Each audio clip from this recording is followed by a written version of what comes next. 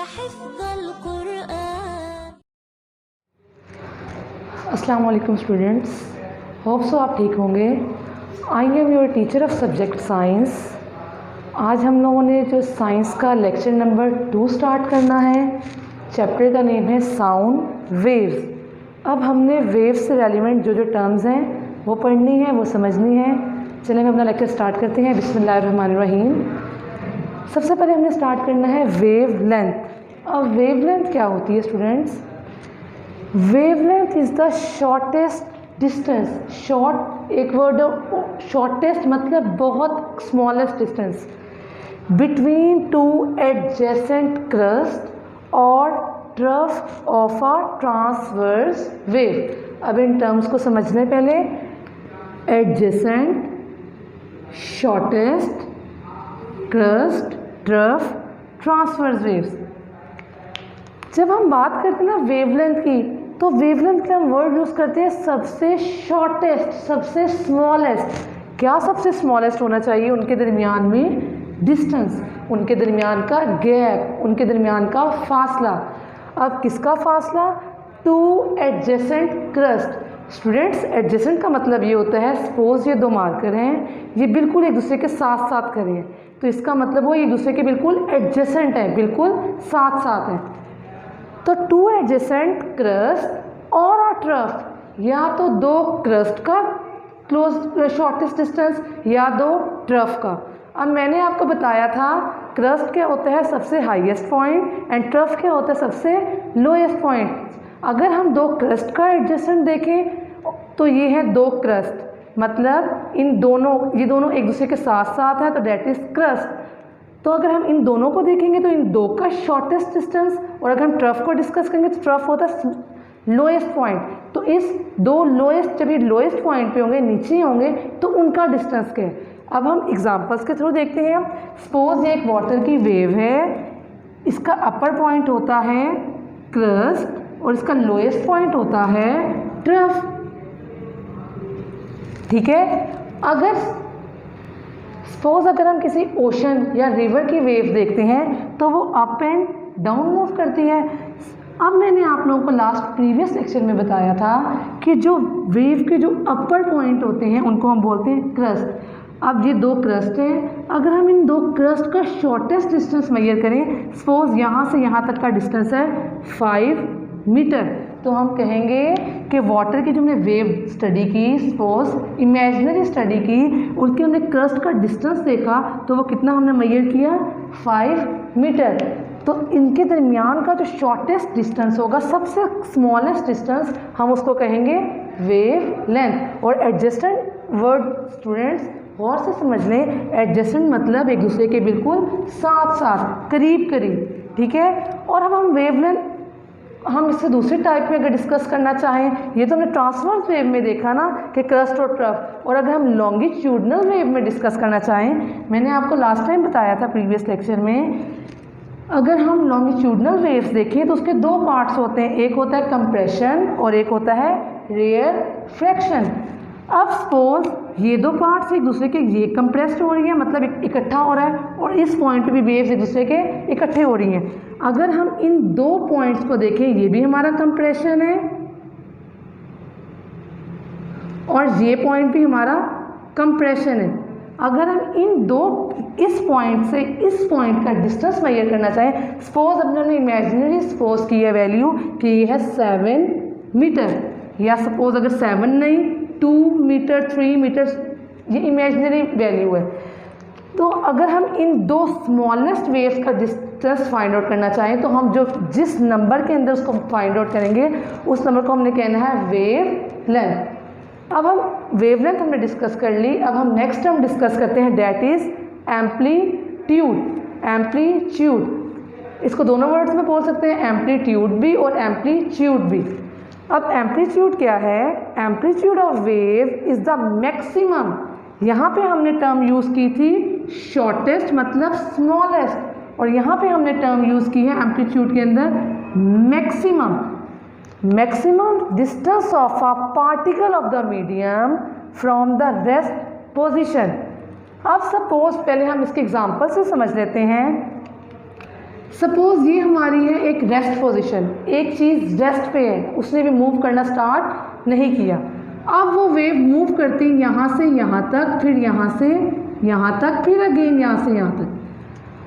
हमने क्या देखना है, अब ये यहाँ से यहाँ भी आई है, यहाँ से यहाँ भी आई है, मतलब रेस्ट पोजीशन थी ये इसकी, यहाँ से इसने इतना डिस्टेंस तय किया, इतना ऊपर गई है, और यहाँ से वापस आके इस रेस्ट पॉइंट से ये इसका डिस्टेंस है तो दोनों जगह इसका डिस्टेंस, बट हमने कौन सा डिस्टेंस फाइंड आउट करना है। मैंने अभी बताया कि हमने देखना है मैक्सिमम डिस्टेंस। अब इन दो पॉइंट्स पे मैक्सिमम डिस्टेंस किधर है इसका, हेयर इज़ द पॉइंट। इस पॉइंट पे इसका फासला ज़्यादा है और इस पॉइंट पे इसका फासला कम है। किस पोजीशन से कम है, ये पोजीशन हमारी कौन सी पोजीशन है, रेस्ट पोजीशन। मतलब एक चीज़ रेस्ट पे थी, सपोज ये मार्कर रेस्ट पे था, ठीक है। अब मैं उसको उठा के यहाँ से यहाँ पे लेके गई हूँ, तो इसने यहाँ से लेके यहाँ तक जो डिस्टेंस कवर किया है वो कितना है, मैक्सिमम है। रेस्ट पोजीशन से जब भी कोई चीज़ ज़्यादा से ज़्यादा डिस्टेंस कवर करेगी तो उस डिस्टेंस को करना है हमने उसका, दैट इज़ इट्स एम्पलीट्यूड। ये इसका क्या है, एम्पलीट्यूड है। अब हम एम्पलीट्यूड को भी किस में मेजर करते हैं, एम्पलीट्यूड को मेजर करने का यूनिट क्या है, दैट इज़ मीटर। अच्छा स्टूडेंट्स, अब हम नेक्स्ट साउंड से एलिमेंट टर्म्स पढ़ते हैं। जिस तरह अभी हमने एम्पलीट्यूड पढ़ा है, ठीक है, इसी तरह अब हम पढ़ते हैं फ्रीक्वेंसी एंड स्पीड। कि फ्रीक्वेंसी और स्पीड का वेव्स से क्या रिलेशन है। अब हम पढ़ते हैं फ्रीक्वेंसी क्या होती है, the number of vibrations produce by a vibrating body in 1 second. Students, the number, किसका number, the number of vibrations जो कहाँ पे प्रोड्यूस हुई हैं, एक वाइब्रेटिंग बॉडी में, कितने टाइम में, इन 1 second, that is called frequency. जिस तरह मैंने बताया था हम डिस्टेंस को मेजर कर, वेवलेंथ को मेजर करते हैं मीटर में, इसी तरह एम्पलीट्यूड को मेजर करते हैं मीटर में। हम स्पीड को फ्रीक्वेंसी को भी मेजर करने के लिए कोई ना कोई यूनिट होगा ना, दैट इज़ हर्ट्ज़। फ्रीक्वेंसी का यूनिट क्या है, हर्ट्ज़। ओके स्टूडेंट्स, अब हम फ्रीक्वेंसी का फार्मूला देखते हैं। समटाइम्स स्टूडेंट्स जब डेफिनेशंस को लर्न करना, याद करना मुश्किल होना, तो हम उनके फार्मूला से याद कर लेते हैं। फार्मूला क्या है फ्रीक्वेंसी का, द नंबर ऑफ वेव्स, के वेव्स का नंबर कितने टाइम में, इन 1 इन अ सेकेंड, एक सेकेंड के अंदर। तो ये किसका यूनिट हो गया, फ्रीक्वेंसी का। मैंने आपको यही बताया ना कि एक सेकेंड के अंदर एक बॉडी कितनी वेव्स प्रोड्यूस कर रही है, तो वो उसकी होगी फ्रीक्वेंसी। ठीक है स्टूडेंट्स, नेक्स्ट हम देखते हैं स्पीड। स्पीड क्या है, हम कॉमन सी बात करते हैं कि मैंने यहाँ से यहाँ तक रन करके आई हूँ, तो मेरी स्पीड, इतनी स्पीड से मैं यहाँ से यहाँ तक भाग के आई हूँ। सपोज़ अगर मैं यहाँ खड़ी थी और मैं इस बोर्ड तक आती हूँ, तो मैं कहती हूँ सपोज़ मैं कुछ सेकंड्स के अंदर फ़ौरन से यहाँ से यहाँ पर आ गई हूँ। तो स्पीड हमें क्या बताती है, the distance of wave cover, एक वेव ने कितना चली है इन अ यूनिट टाइम, उसने चलने में कितना टाइम लिया है, तो वो होगी उसकी स्पीड। अब स्पीड को हम रिप्रेजेंट किससे करते हैं, स्पीड को रिप्रेजेंट करने का यूनिट होता है v। स्पीड किसके इक्वल होती है, अगर हमें ये टर्म याद करना मुश्किल है डेफिनेशन, हम उसका यूनिट देख लेते हैं, डिस्टेंस कवर।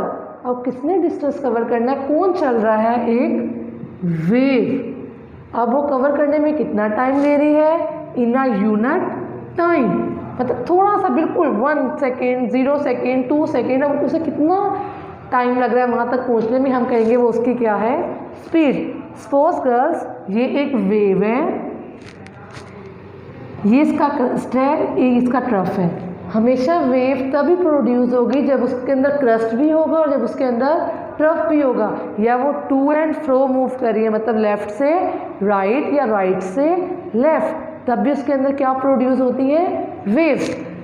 सपोज ये रेस्ट पोजीशन से चलना स्टार्ट हुई, इसने पहले अपने अंदर क्रस्ट प्रोड्यूस किया, देन उसके अंदर उसने ट्रफ प्रोड्यूस किया।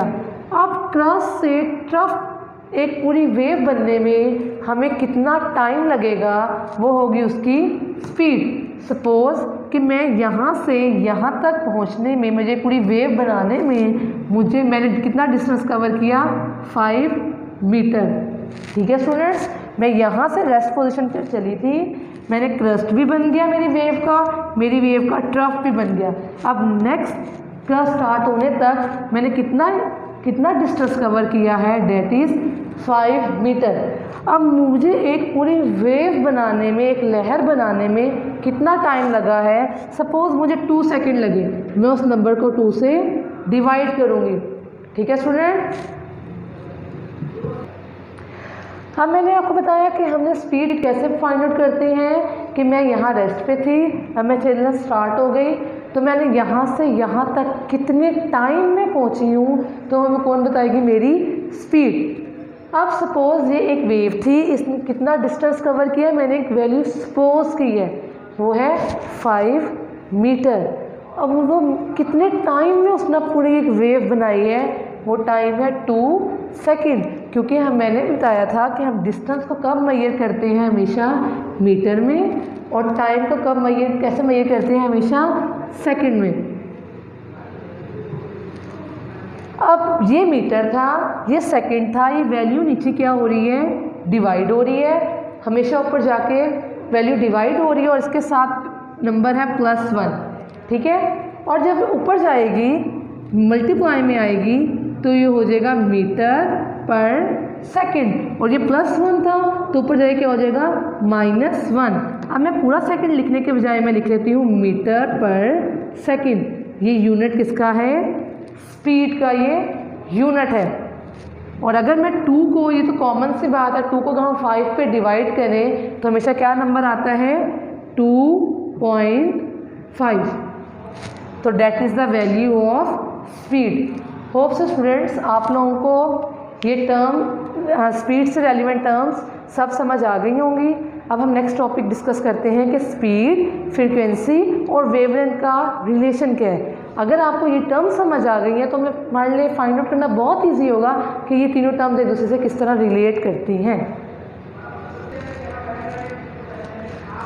हाँ स्टूडेंट्स, अब हमने डिस्कस करना है कि किस तरह स्पीड, वेवलेंथ और फ्रीक्वेंसी का आपस में एक दूसरे के साथ क्या रिलेशन है, कि ये तीनों टर्म्स किस तरह एक दूसरे के साथ इंटर रिलेट है, कि इन तीनों टर्म्स का आपस में क्या रिलेशन है। जो हमने पहले टर्म्स डिस्कस किए हैं, हमने उसमें सिर्फ नो हाउ लिया है, हमें इन्फॉर्मेशन ये ली है कि स्पीड जनरल होती क्या है। कि जब मैंने भी आपको बताया कि स्पीड क्या होती है, कि अगर मैंने यहाँ से यहाँ तक मूव किया है, मैंने यहाँ से यहाँ तक डिस्टेंस कवर किया है, मैंने कितने टाइम में कवर किया है, तो वो होगी उसकी स्पीड। वेवलेंथ में हमने डिस्कस किया था कि कितना शॉर्टेस्ट डिस्टेंस मैंने कवर किया है, मैं यहाँ से यहाँ पे आई हूँ तो मुझे कितना टाइम लगा, उसका शॉर्टेस्ट डिस्टेंस क्या है। और फ्रीक्वेंसी में हमने डिस्कस किया था कि मैंने यहाँ से यहाँ तक आने में कितना टाइम लिया है, मैं कितने टाइम तक यहाँ पहुँची हूँ, तो डेट इज़ फ्रीक्वेंसी।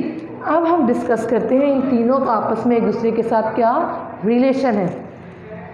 स्टूडेंट्स यहाँ पे देखें, ये मैथ का जनरल सा रिलेशन बताया हुआ है जिससे हम मैथ्स में रिलेट करते हैं। अब हमें स्पीड फाइंड आउट करनी है। क्वेश्चन अगर हमारे पास ऐसा आ जाए, हमें स्पीड की वैल्यू फाइंड आउट करनी है और हमें वेवलेंथ और फ्रीक्वेंसी की वैल्यू गिवन है, तो हम क्या करेंगे, इस रिलेशन के थ्रू वेवलेंथ और फ्रीक्वेंसी की वैल्यूज़ को आपस में मल्टीप्लाई करेंगे और जो आंसर आएगा वो किसकी वैल्यू होगी, किसकी, असल में स्पीड की वैल्यू होगी। अगर हम इसको और सिंप्लीफाई कर लें, अगर हमें यहाँ पे इन तीनों टर्म्स में से फ्रीक्वेंसी की टर्म को फाइंड आउट करना है और हमें इन दो टर्म्स की वैल्यू गिवन है क्वेश्चन के अंदर, तो हम क्या करेंगे कि जो भी नंबर आपको पता होता है इक्वल के उस लेफ़्ट या राइट पे मल्टीप्लाई हो रहा होता है, तो वो दूसरी साइड पे जाकर हमेशा क्या होता है, डिवाइड होता है। अब हमें फ्रीक्वेंसी की वैल्यू फाइंड आउट करनी है। मैं क्या करूँगी, मुझे किन दो टर्म्स की वैल्यू गिवन है, स्पीड एंड वेवलेंथ की, मैं स्पीड की वैल्यू पुट करूँगी, उसको डिवाइड करूँगी जो हमें वेवलेंथ की वैल्यू गिवन है, और उसके ज़रिए मेरे पास किसकी वैल्यू आ जाएगी, जो आंसर आएगा वो किसकी वैल्यू होगी, डेट इज़ अबाउट फ्रीक्वेंसी, तो हमें किसकी वैल्यू पता चल जाएगी, फ्रीक्वेंसी की। और अगर इसी का मैं ऑपोजिट ले लूँ, अब इस नेक्स्ट केस के अंदर 3 केसेस है ना, नेक्स्ट केस के अंदर अब मुझे वेवलेंथ की वैल्यू फाइंड आउट करनी है, मुझे स्पीड एंड फ्रीक्वेंसी की वैल्यू गिवन है, तो सेम एज इट इज़ वही रूल लगाएंगे, स्पीड की वैल्यू गिवन है, स्पीड यहाँ पे लिखेंगे, फ्रीक्वेंसी इस वैल्यू अननोन वैल्यू के साथ क्या हो रही है, स्पीड फ्रीक्वेंसी की वैल्यू मल्टीप्लाई। मैंने अभी आपको एक रूल बताया, इक्वल के राइट या लेफ्ट साइड पे जिस वैल्यू को हमने फाइंड आउट करना है अननोन है, उसके साथ जो भी डाटा गिवन होगा अगर वो मल्टीप्लाई है तो डिवाइड होगा, प्लस है तो माइनस होगा, माइनस है तो प्लस होगा।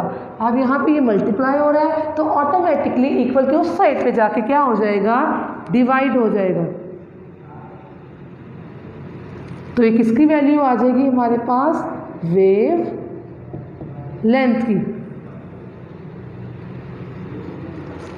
होप सो स्टूडेंट्स आप लोगों को स्पीड, वेवलेंथ और फ्रीक्वेंसी का आपस का रिलेशन समझ आ गया होगा। इसको आप लोगों ने एक दफ़ा अच्छे से दोबारा गो थ्रू करना है इस लेक्चर को। Till that time stay home, stay safe, अल्लाह हाफिज़।